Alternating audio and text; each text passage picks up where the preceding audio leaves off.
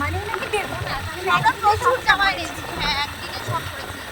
আর এত যদি প্ল্যানিং মানে আমরা এসব কিছু থাকতো, মাথায় যদি একটু বুদ্ধি থাকতো তাহলে আমরা ড্রেস ক্যারি করতাম।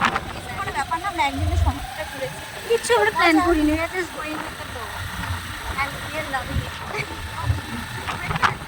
তো মোটামুটি আমরা মন্দারমণি শঙ্করপুর তাজপুর এগুলো তো ঘুরেই নিয়েছিলাম। শেষমেশ এসেছিলাম আমরা সবাই মিলে দীঘা মোহনায়।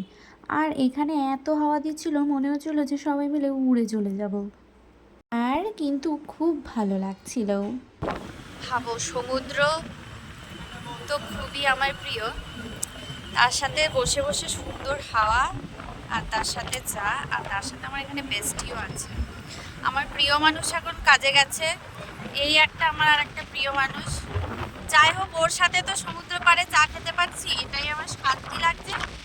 আর একটা প্রিয় মানুষ, তার সাথে কোনো একদিন এসে চা খাবো।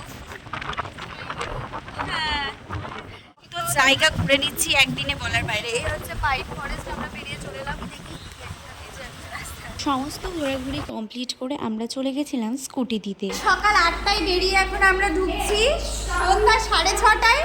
এখন আমরা আধা ঘন্টা তাড়াতাড়ি রেডি হয়ে আবার ঘুরতে বেরোবো। আর এরা আবার বেরোবো, আমাদের মধ্যে এটুকু এনার্জি এখনো আছে, অনেক এনার্জি। আর এরা তো হেসেই পারে না। তো যেই বলে সেই কাজ, কিন্তু আমাদের রেডি হতে হতে 6:30 থেকে ঠিক 8:10-15 বেজে গেছিলো। তারপরে আমরা সবাই মিলে বেরিয়েছি। তো আমাদের পাপড়ি চাটটা কিন্তু খুব ভালো লেগেছিল। পাপড়ি চাট খেলাম, এখানে এটাও খেয়ে নিলাম। তারপর আমরা ভেবেছিলাম ঢেউসাগর যাবো, তো আর ইচ্ছা হয়নি, তো যাইনি। এখানে বসে বসে আড্ডা দিচ্ছিলাম। তারপর একটু বাজারটা ঘুরে নিলাম, মজা করলাম, ব্যাস।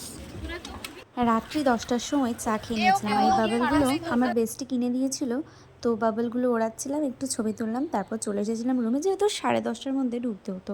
তো এখানে চিকেন পপকর্ন রয়েছে, তার সাথে আমরা খেয়েছিলাম ডিনারে পিৎজা।